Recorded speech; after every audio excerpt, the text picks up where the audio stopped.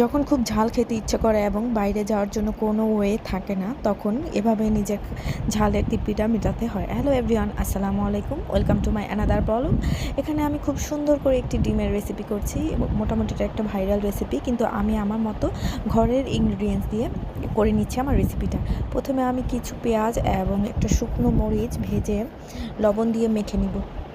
তারপর এটাতে কিছু আমি সরিষার তেল দিব এবং টমেটো সস দিয়ে মাখাচাখা করে নিব, ভালো মতো মাখাচাখা করে এক সাইডে আমি রেখে দিব। তারপর আমি এই ডিম সিদ্ধটা খুব সুন্দর করে ছিলে নিব।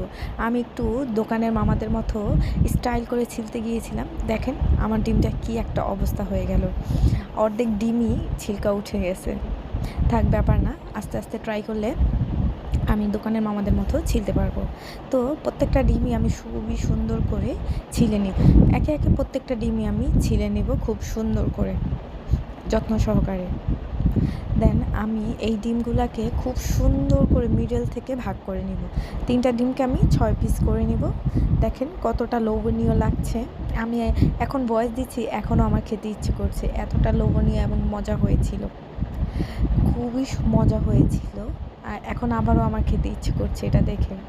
তো কার কার এরকম ডিম মাখা ভালো লাগে অবশ্যই কমেন্টসে জানাবেন।